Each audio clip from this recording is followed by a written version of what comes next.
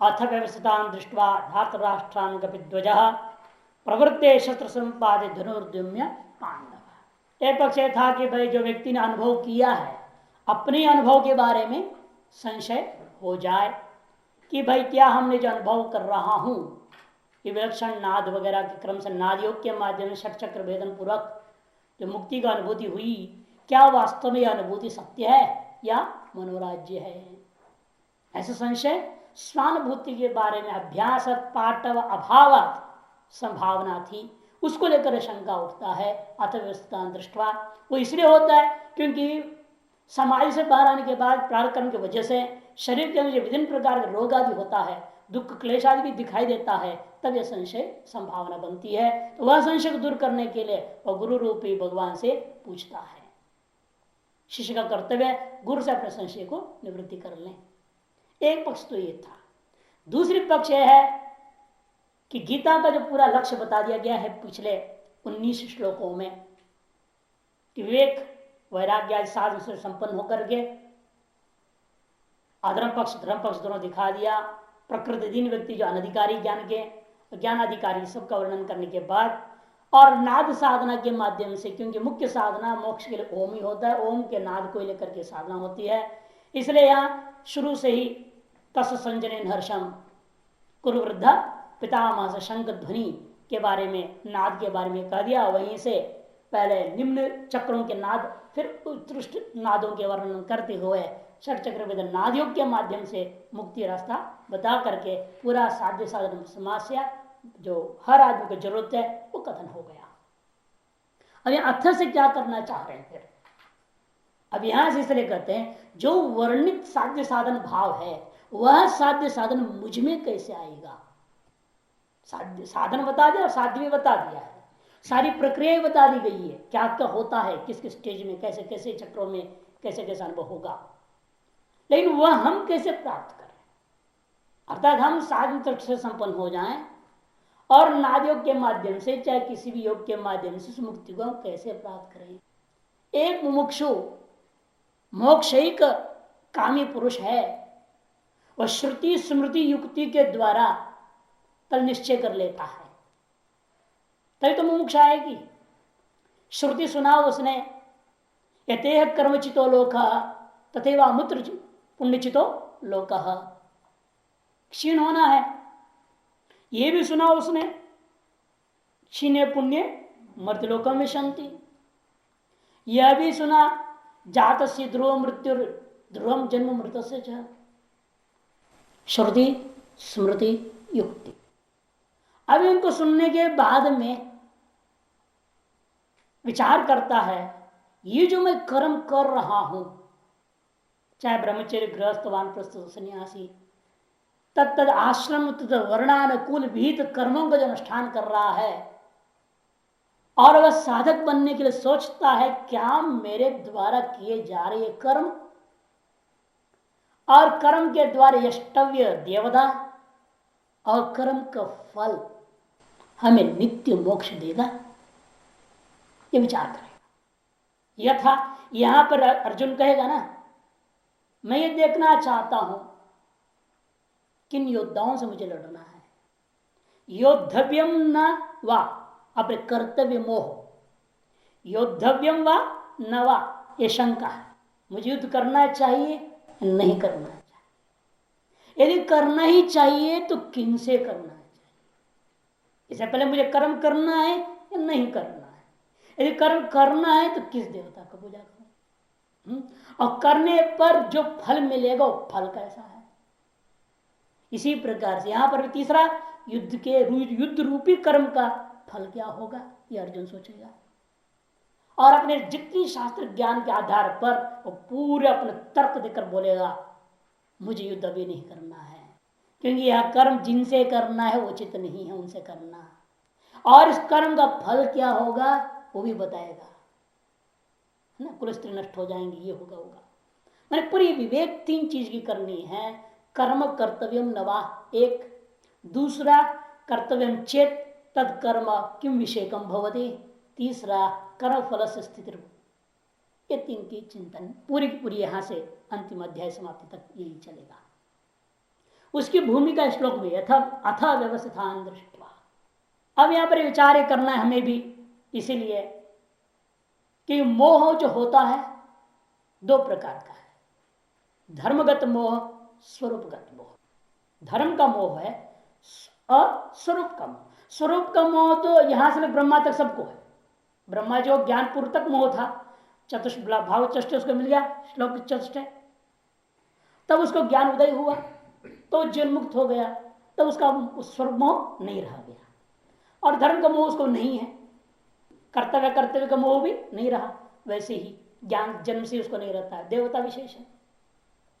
लेकिन अज्ञान काल पर्यंत आप ब्रह्मा जी के सभी के अंदर स्वरूपगत मोह तो है ही, और धर्मगत मोह सभी में हो कोई जरूरी नहीं।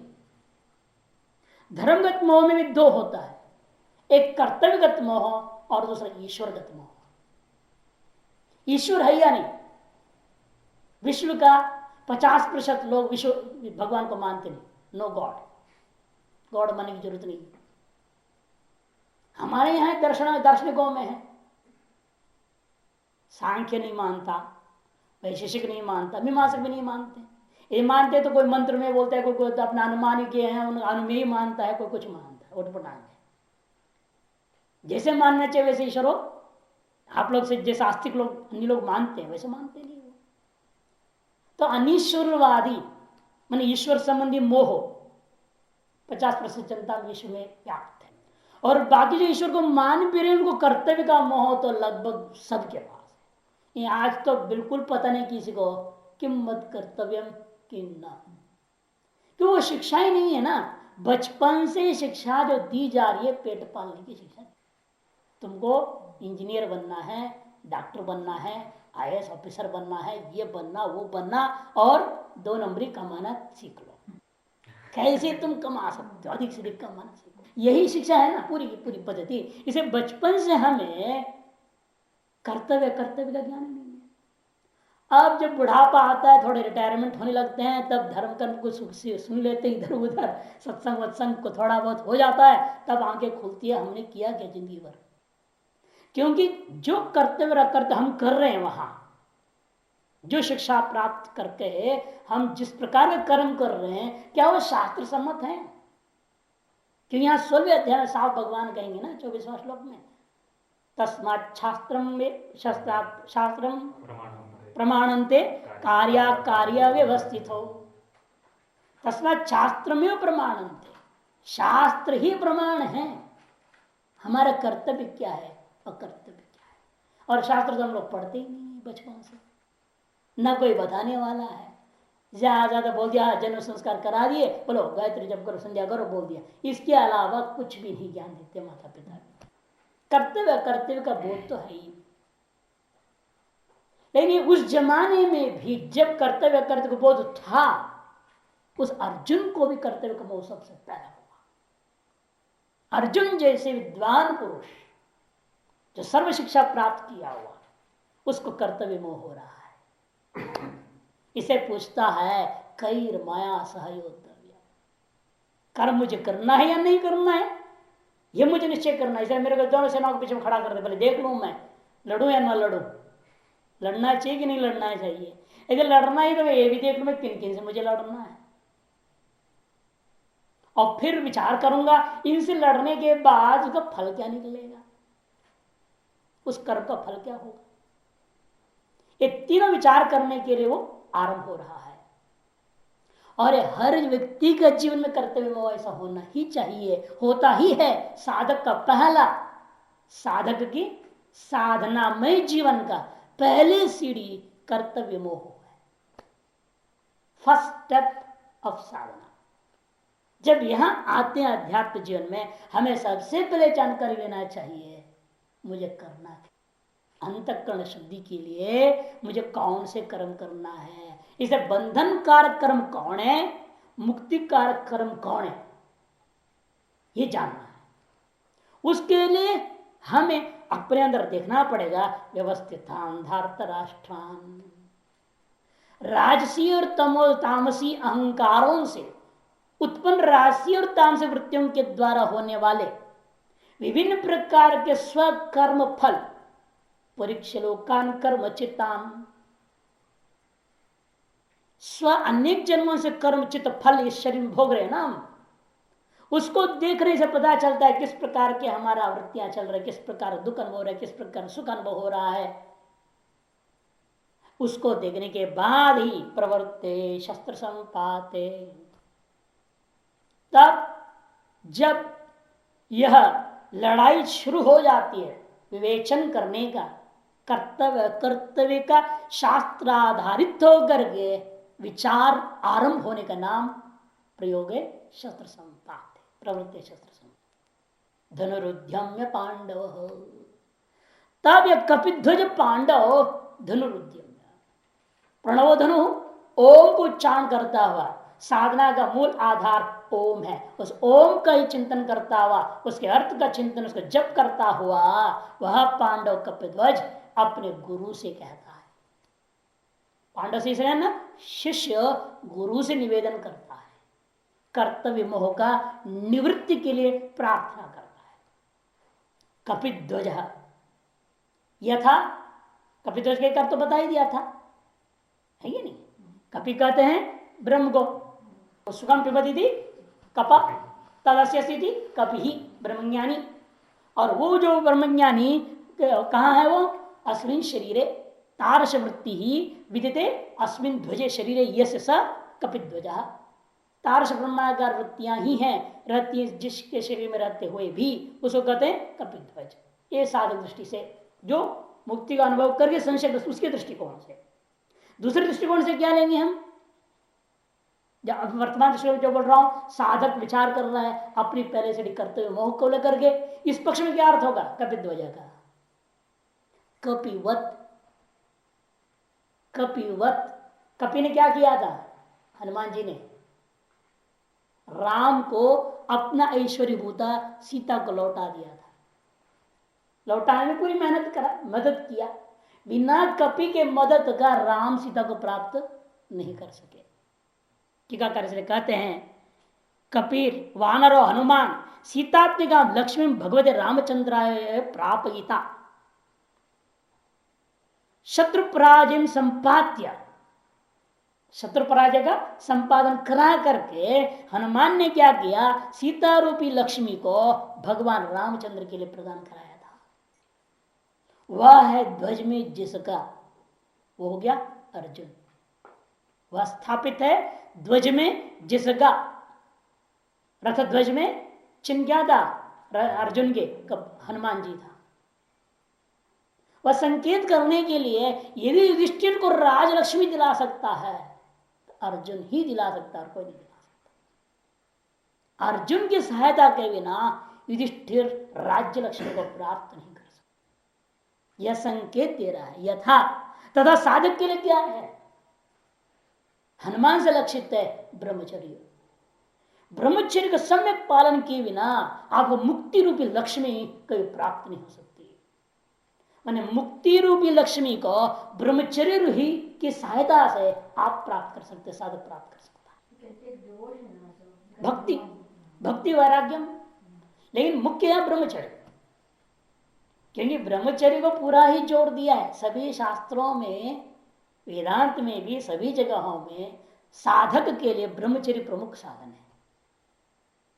और हनुमान जी अखंड ब्रह्मचारी, इसे साधक दृष्टि से विचार करते हैं, प्रथमतः ब्रह्म लेंगे उससे ब्रह्मचर्य को, और दूसरा बाद में आएगा जब भक्ति और वैराग्य का हम संकेत करेंगे। ब्रह्मचर्य केवल रहे फायदा नहीं है, भक्ति और वैराग्य अति आवश्यक है। और उसके लिए क्या करेगा, ऋषिकेशम तदा वाक्यम इदम माह महीपते। तब साधक ने अपने अंतर्द्वंद को लेकर के अथवा जीवन मुक्त स्व अनुभूति के संशय को लेकर के किसके सामने जाएगा, जगत गुरु के पास जाएगा। वह शिष्य अपने गुरु के पास जाता है स्वानुभूति का संशय निवृत्त्यर्थम, यह साधक अपने कर्तव्य मोह निवृत्त्यर्थम गुरु से पूछता है। ऋषिकाणाम ईशः ऋषिकेश, जो इंद्रियों का ईश है वह ऋषिकेश है। वह कौन होता है, गुरु ही हो सकता है, दूसरा नहीं हो सकता। क्योंकि गुरोह आप्त सेवा शरणम गंतव्यम विधि अत्र ज्ञाप्यते। जब कर्तव्य मोह की निवृत्ति हो या अनुभूति के संशय की निवृत्ति करना हो, गुरु या कोई आप्त पुरुष के शरण में जाना चाहिए। इस बात का विधि इस श्लोक से लक्षित हो रहा है। उनके सामने निवेदन करना, दूसरों के सामने बोलो तुम्हारे मजाक उड़ाएंगे, फायदा किया दूसरों के सामने, मूर्खों के सामने बोलने का। बल्कि आपकी परेशानी गौर हो, हाँ देखा ना साधना करके यही हुआ ना, नतीजा बर्बाद हो रहे हो ना तुम, हम ठीक है देखो, और आपको डिमोरलाइज करेंगे, आपकी बुद्धि को और भ्रमित कर डालेंगे।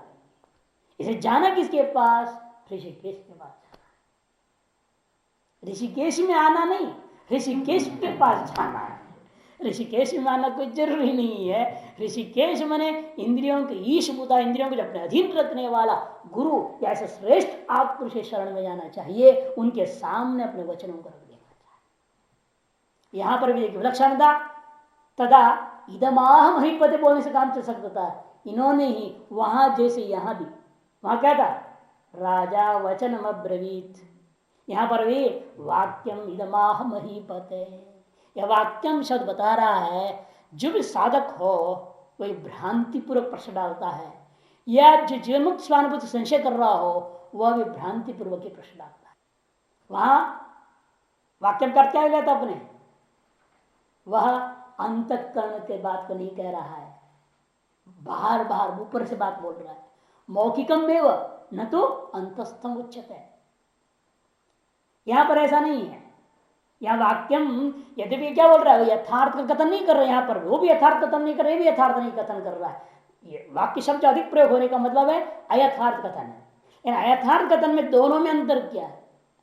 अधर्म पक्ष वाला अंदर को छिपा करके बोलता है, बनावटी बात करता है, आचार्य को भड़काने के लिए वो कर रहा था। और जो साधक होता है या जीवन मुक्त संशयालु होता है वो बनावट नहीं करेगा, अंदर की सारी बात कहेगा। इन अंदर की सारी बात के पीछे भ्रांति रहती है। शास्त्र का असम्यक ज्ञान के कारण से कर्तव्य मोह हुआ, या अनुभूति में संशय भी शास्त्र का अपर्याप्त ज्ञान के कारण से हुआ है कि नहीं? संशय होता क्यों है? अपर्याप्त ज्ञान से। किसी भी विषय का पर्याप्त ज्ञान हो जाए, संशय हुआ गया, या आपको दिखाई दे रहे ठूंठ है, फिर वहां संशय हो गया, पुरुष होगा नहीं होगा संशय। जब तक आपको वस्तु की सम्यक पर्याप्त ज्ञान नहीं होता तब तक संशय। विषय का पर्याप्त ज्ञान हो जाए संशय तो टिक नहीं सकता। इसी प्रकार से शास्त्र का पर्याप्त ज्ञान हो जाए तो भ्रम नहीं हो सकता, न कर्तव्य भ्रम होगा, न ईश्वर भ्रम होगा, न स्वरूप भ्रम होगा, कोई मोह नहीं हो सकता आपको। लेकिन शास्त्र का अपर्याप्त ज्ञान की वजह से संशय है, भ्रम है, मोह है, और उसकी निवृत्ति कौन करेगा? गुरु ही कर सकता है। इसे ऋषिकेशम तदा वाक्यम इदम माह महीपते। और मोहश्चित गुरुरेव न भवति, से ऋषिकेश कहने से शब्द ये बहुत बोल रहा है ना कि मोह रहित है वो, जो इंद्रियों का ईश हो गया है, माने इंद्रियों को संचालन कर सक्षम जो हो जाता है, इंद्रजित जो हो गया है वह मोह रहित जरूर होगा। और जिस गुरु के अंदर अपने शिष्य के प्रति, पुत्र के प्रति मोह हो जाए किंचिदपि, वह गुरु अपने शिष्य व पुत्र आदि के प्रति सम्यक उपदेश भी नहीं दे सकता, संशय निवारण नहीं कर सकता, मोहवशात। इसे गुरु वैसे ढूंढना है, आप पुरुष ऐसे ढूंढना है जिसके अंदर आपके प्रति किसी भी प्रकार का मोह न हो, प्रेम न हो, भीतर से शिष्य को प्यार करें हो, उद्धार के हो, इसकी भला हो, इस दृष्टिकोण से। लेकिन सख्त होना चाहिए, किसी भी प्रकार का मोह प्रेम नाम का चीज गुरु शिष्य के बीच में नहीं होना। ये मोह प्रेम है तो गुरु गुरु ही नहीं है, वो इंद्रजित नहीं हुआ ना। फिर इंद्रजित हो जाता है वो किसी और को मोह नहीं कर सकता, किसी के प्रति, किसी विषय, किसी वस्तु, किसी व्यक्ति के प्रति मोह नहीं हो सकता। मोह ही प्रेम का जड़ है। पुत्र मोह है तो पुत्र के प्रति प्रेम होता है, शिष्य मोह है, शिष्य के प्रति प्रेम होता है। जहां वो है फिर क्या होगा? सम्यक उपदेश हो नहीं सकता। आजकल लोगों के घरों में क्या, अपना बेटा गलत कर रहा है तो उसे सुधारते नहीं है। नहीं, क्यों नहीं सुधार रहे हैं? मोह, जो पुत्र मोह है ना, उसको डर लगता है कि ऐसा ना हो कि पुत्र बेटा नाराज ना हो जाए। आजकल तो बहुत सेंसिटिविटी बढ़ गई है ना, आईक्यू बढ़ती सेंसिटिविटी बढ़ गई है। और लड़के भी ऐसे ही हो गए शैतान, और ज्यादा बोलोगे तो घर छोड़ के भाग जाए, नशाबाजी करने लग जाए। सब हो रहा है ना आजकल, घर घरों में स्थिति हो रही है, बहुत बुरा हालत है। तो इसलिए कहते हैं कि भाई यहाँ पुत्र मोह होने से पिता क्या है, पुत्र को सम्यक निर्देश नहीं दे पाता, सम्यक उपदेश नहीं दे पाता, से रास्ते में ले नहीं चल पाता है। इसे यहाँ पर कृष्णा शब्द नहीं प्रयोग किया संभव, यहाँ पर कृष्णम प्रति ऐसे बोल सकते थे, नहीं ऋषिकेशम शब्द प्रयोग कर दिया। और इस पूरे प्रकरण में देख लीजिए, पृथ्वी पते महीपते संबोधन है धृतराष्ट्र के लिए। यहां से तक संजय बोला ना, ये पूरा संजय बोला है 18वें श्लोक से, 18वें नहीं उसे पहले से ही संजय जो बोल रहा है 12वें से, तस संजय हर्षम कुरु वृद्ध पितामह से संजय बोल रहा है। 12वें से लेकर यह 20.5 तक पूरा संजय वो अच्छा है। और इस बीच में संबोधन दिया है पूरे धृतराष्ट्र को सुनाते हुए, 2 ही संबोधन दिया, और दोनों जगह क्या संबोधन रहा है, पृथ्वी पते महीपते। तो पृथ्वी इव दुखम सोढ़ुम भवति न तो पति योग्य भवति। तुम राजा बनने लायक नहीं हो, पृथ्वी से दुख को सहन करने लायक हो, जैसे पृथ्वी पते अथवा महीपते। आगे जाकर तुरंत संबोधन बदलेगा, भारत संबोधन देगा। क्यों विलक्षणता करेगा, फिर विचार करेंगे उसको वहीं पर। अब आई अर्जुन उवाच, तो साधक अथवा वह जो मुक्त कैसे गुरु के सामने अपने बातों को रखता है वो देखिए। सेनयोरुभयोर मध्य रथम स्थापयमेच्युत। सेनयोरुभयोर मध्य, दोनों सेनाओं के बीच में इस रथ की आप स्थापना कर रहे हैं। मे रथम मम रथम स्थापय, मेरे इस रथ की आप स्थापना कर दीजिए। कौन? हे अच्युत, हे अच्युत संबोधन देख रहे हैं आप, क्योंकि आप वह हैं जो कभी अपने स्वरूप से च्युत नहीं होते। स्वरूप से च्युत हो गया वो मोहग्रस्त हो गया, अज्ञान में आ गया ना। फिर स्वरूप च्युति का मतलब है अविद्या के अंदर आ जाना, मोहग्रस्त हो जाना। यह संबोध स्पष्ट कर रहा है, मोह रहित व्यक्ति ही सम्यक मार्गदर्शन दे सकता है। जो स्वरूप से कभी च्युत नहीं होने वाला व्यक्ति ही हमें सम्यक मार्गदर्शन कर सकता है। इस अच्युत का संबंध कई अर्थ है। यहां पर रथम का भी अर्थ लेना है। यहां पर देखिए रथम बोल रहे हैं, आगे क्या कहेंगे? आगे कहेंगे रथोत्तमम। वह रथ उत्तम रथ हो जाएगा बाद में, अब केवल रथ है, रथोत्तम बाद में है और यहां केवल रथ बोल रहे हैं। यह भी अंतर को ध्यान रखना है, क्यों ऐसे कहा जा रहा है। और वहां रथोत्तमम जो कह रहे हैं संजय कहता है, और जो रथम कह रहा है यहां पर अर्जुन कह रहा है। दूसरा अंतर ध्यान रखिएगा। तो सेनयो रुभयो, 2 सेनाएं, जैसे पहले बता चुके, राजसितांश वृत्तियां और सात्विक वृत्ति रूपी 2 प्रकार की सेनाएं हैं, या अनुभवात्मिका वृत्ति और संशयात्मिका वृत्ति रूपी 2 सेनाएं हैं, या साधक के दृष्टिकोण में कर्तव्यात्मिका वृत्ति अकर्तव्यात्मिका वृत्ति रूपा 2 सेनाएं हैं। उन सेनाओं का बीच में मेरे शरीर रूपी रथ को, रथ कौन है? यस्तु विज्ञान कठोपनिषद में क्या कहा है? शरीरम रथमेव तो, शरीरम रथमेव तो। अभी ये शरीर है केवल कह रहा है। इस शरीर में अभी वो स्थित नहीं है गुरु, शरीर में अर्थात गुरु के प्रति पूर्णतया अभी समर्पित नहीं है। तब तक यह रथ उत्तम रथ नहीं है। यह रथोत्तम कब बनेगा? जब समर्पण हो जाए। अभी कह रहा है स्थापना करो, बस ऑर्डर दे रहा है अपने सारथी दृष्टिया, कृष्ण को सारथी मान के ये कह रहा है आप मेरे रथ को ले जाके वहां स्थापना करते। अतः यह केवल रथम बोला। और बाद में वहां संजय कहता है ना, ये मुक्त ऋषिकेश गुड़ा कैसे न भारत, सेन मध्य स्थापित एवं उक्त ऋषिकेश। अब ऋषिकेश जब बोलने लग जाता है तब यह रथ उत्तम रथ हो जाता है। कैसे होगा विचार आगे आएगा, यानी यहां इतना समझ लीजिए अभी वो किस दृष्टिकोण से बोल रहा है, एक सारथी का दृष्टिकोण से बोल रहा है, लेकिन इतना उसको दृढ़ निश्चय भी संकेत कर रहा है मेरा रथ आप अच्युत के हाथ में होने से कभी रथ भी च्युत नहीं होगा। आप रथ को सेनाओं के बीच में, जब भी शस्त्र संपद आरंभ हो चुका है ना, शस्त्र फेंकना शुरू हो चुका था, होने के बाद चल रहे हैं, ये कर हमको वहां ले जाओ, फिर चारों से घेर लेंगे, भगा देंगे, तब कहेंगे नहीं आप है ना, तो हमारे रथ को कौन भगा सकता है, हमारे रथ को आप जहां तो स्थिर खड़ा कर सकते हैं। ये समान कर ले रहे अच्युतगर तो नीचे दे रहे हैं टीकाकार लोग, उभय से रथम अपनी अचलम कर्तुम समर्थोसी अभिप्राय, रथम अपनी अचलम कर्तुम समर्थोसी अभिप्राय, यह मेरे रथ को भी आप अचल कर सकते हैं, कोई दौड़ा दे भगा दे ऐसा हो ही नहीं सकता। तथा जब परमेश्वरोपि यस्य सारथ्य स्थित प्राकृत सारथिवत नियुज्यते तस्य विजय कोविस्मय यदि भाव। इससे एक और बात कह दिया, जब परमेश्वर ही साक्षी सारथी बन के बैठा है उसका विजय में क्या संशय रह गया, वैसा विजय भी निश्चय है। और भगवान भी भक्त का परवश होता है, इसे कई दृष्टांत है, ये भी एक दृष्टांत है। जैसा आदेश दे रहा है अर्जुन वैसे कर्म कर रहे हैं, अभी बाद में अपने आदेश अनुसार उसको चलवाएंगे, शुरू में उसकी अर्जुन के आदेश के अनुसार भगवान दौड़ रहे हैं।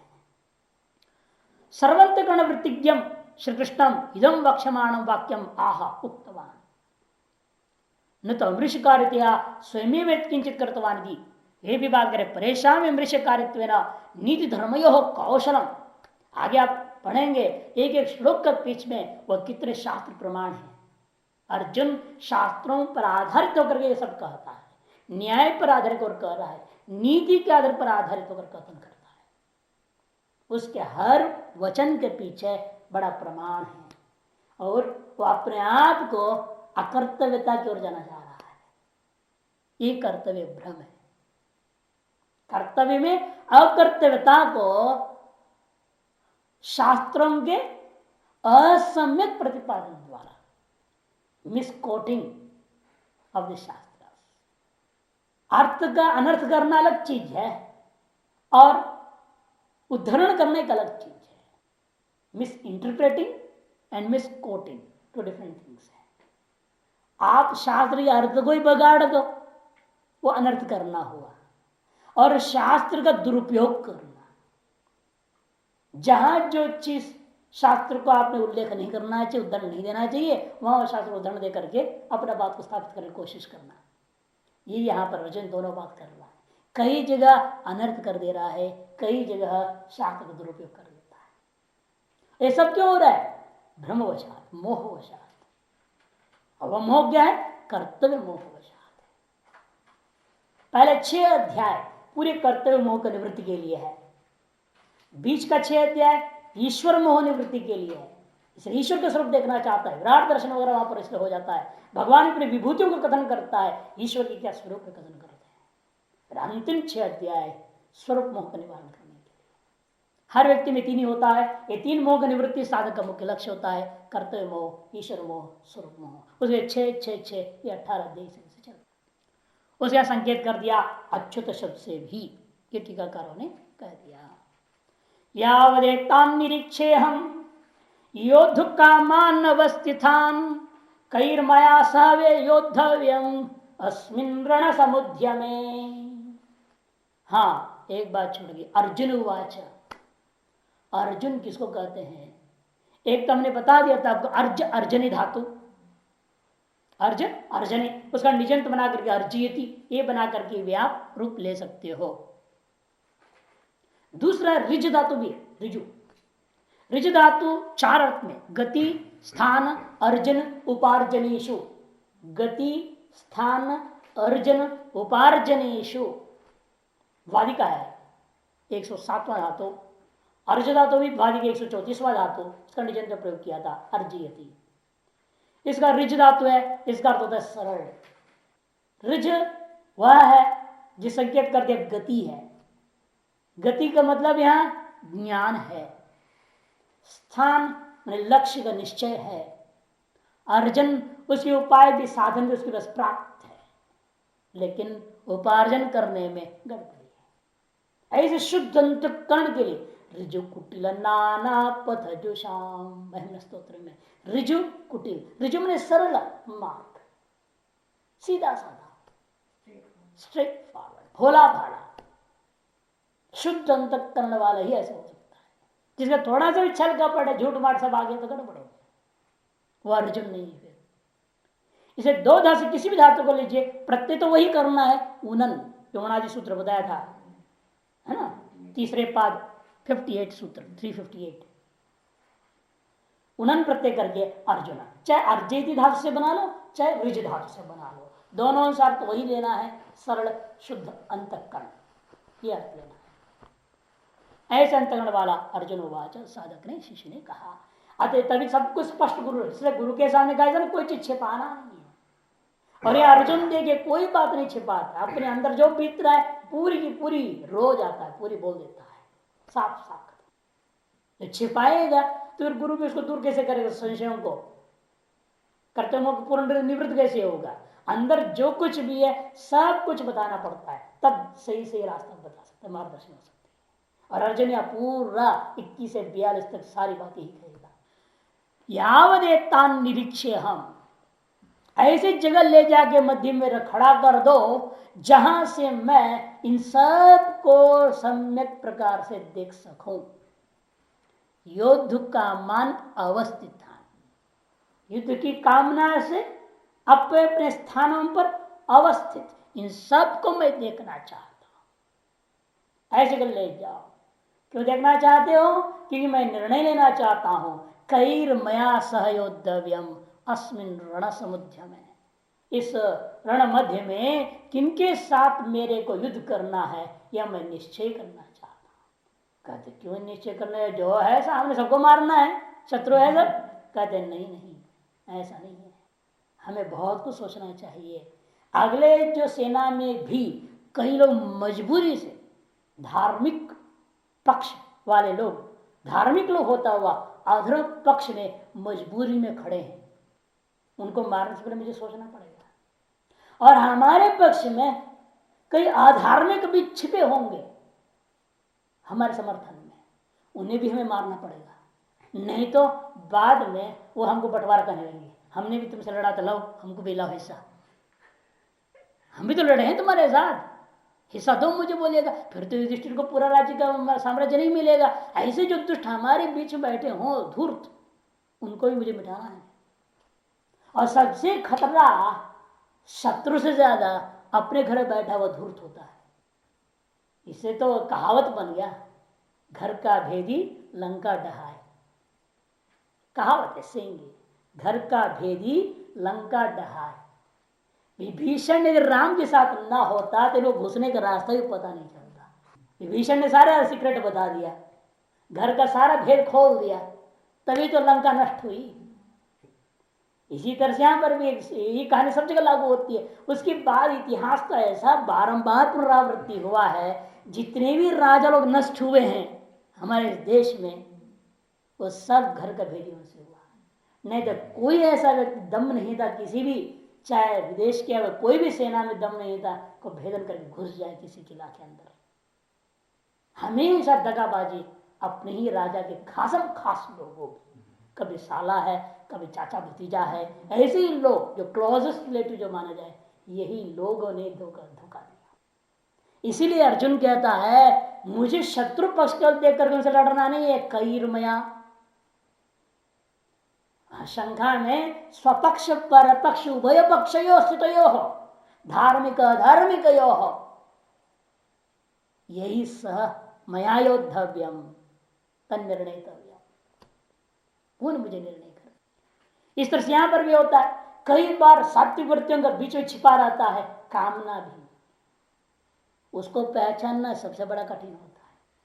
आदमी ध्यान कर रहा है, सात्विक वृत्ति हो रही है, लेकिन ध्यान के पीछे क्या लक्ष्य है वो पहचानना कठिन होता है। शुरू में तो क्या बोलता है, अरे हमको तो कुछ नहीं चाहिए, हम तो ध्यान कर रहे हैं, हमको ध्यान करना है, भगवान का भजन करना है, अंदर वासना रहती है कोई ना कोई गद्दी पाना है। ये सात्विक वृत्ति के पीछे छिपा हुआ जो कामनाएं हैं उनको पहचानना बहुत जरूरी है। राशि वृत्ति को, तामसिक वृत्ति को पहचान करके उसको दबा देना आसान है, दमन करना, लेकिन सात्विक वृत्ति के बीच में छिपा हुआ जो बैठा हुआ शैतान है उसको पहचानना सबसे कठिन होता है। और उसको पहचाने बिना आपके मुक्ति का मार्ग प्रशस्त नहीं हो सकता। इसलिए अर्जुन कहता है हमने सबको देखना है, इसलिए मुझे बीच में ले जाओ, नहीं तो जहां खड़ा तो वहां सारा शत्रु पक्ष दिखाई दे रहा था ना, वहां से दिख रहा है शत्रु पक्ष पूरा। ये क्यों कह रहे मुझे बीच में ले जाओ, मैं इधर भी देखूंगा उधर भी देखूंगा, यही तो कहने का मतलब है। मैं दोनों तरफ देखना चाहता हूं, दोनों में कौन कहां कैसे खड़ा है और किससे मेरे को लड़ना है। कि दोनों पक्षों में, कि उस जमाने युद्ध भी ऐसे था ना, छूट देते थे। आज भी सोच लो, इधर से उधर जिसको जाना उधर से जाना, जाओ जाओ फाइनल कर लो। शुरू होने के बाद नहीं, शंख फूंकने से पहले कई लोग इधर से उधर गए, उधर से इधर गए। महाभारत पूरी गिनती उनके नाम, कौन गया इधर आया था पहले, यहाँ से वहां घुस गया बाद में, और यहाँ आए थे जो उधर से उधर भी कुछ के चले गए, सबका नाम दिया है। अब अर्जुन तो देखा हो गया सारी चीज न पहले, वो भी सोचेगा भी में पता नहीं कौन कौन इधर शैतान आ गए हैं, पहले तो उधर थे अब इधर हो गए हैं, उस पार्टी से इस पार्टी में आ गए, अब क्या भरोसे क्या करेगा यहाँ करके। इसे कैर्मया सहयोद्धव्यम अस्मिन रण समुद्र में, ये कर्तव्यों का पहला सीढ़ी है। यह जानना मेरा कर्तव्य युद्ध करना चाहिए नहीं चाहिए, यदि करना ही है मुझे तो कौन किससे युद्ध करना चाहिए, ये निश्चय है अर्जुन को। मैं लड़ने आया हूं तो मुझे कर्म करना चाहिए, इस निश्चय के साथ वो निश्चय करना चाह रहा है भाई मैं किन से लड़ना चाहिए, लेकिन बाद में पलटेगा वो तो मुझे करना ही नहीं है बोल देगा। ये कर्तव्य का मोह का स्वरूप।